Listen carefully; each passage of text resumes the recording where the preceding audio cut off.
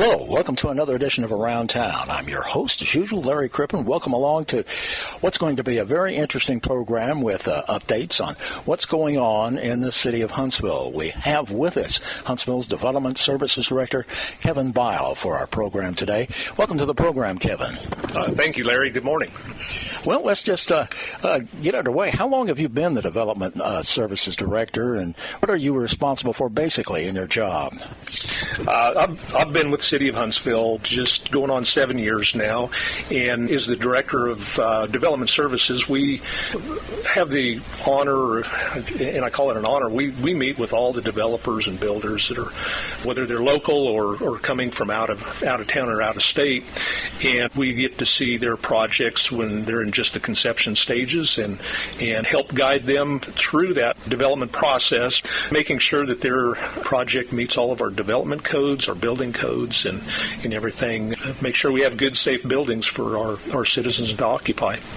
You know, again, Huntsville, in a workshop, has been in the process of fine-tuning their zoning efforts, taking another route, I think. Fill us in on what's underway. Okay, yes. Last fall, we had presented to City Council updated zoning districts. We were going from 4, what we have currently is 4, and we were proposing 10 at that time. There was a lot of public input on that, and in the end it did not pass, but Council has since asked us to bring back these zoning districts, and the direction we've got from them is we want to pare that down a little bit from those 10. We're not sure exactly how many we'll end up now, but have it a little bit easier to understand. And, you know, zoning in the United States has been around since the 1920s, actually, and many cities around the United States and many in Texas have zoning districts, and it varies from city to city based on their needs.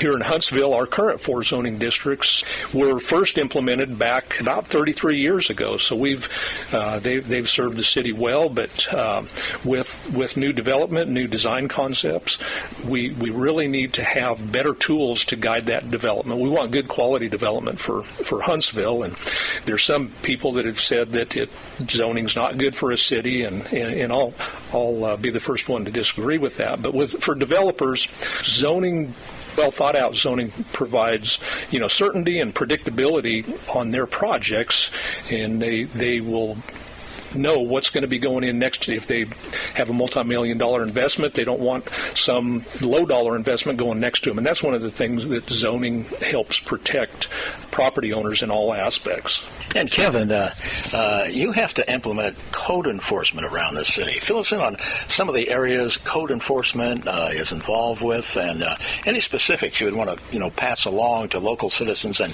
business organizations.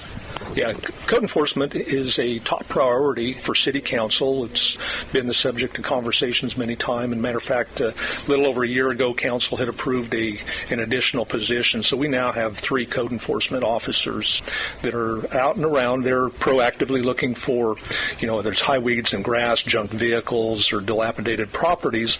It's a full-time job for those 3 individuals, and they are not in every corner of Huntsville, although they try to. So if a citizen sees something out there in their neighborhood that is an eyesore, or they suspect it might be some type of a code violation, they can feel free to call the city and report that, and we'll make sure it gets routed to the code enforcement officers for them to address.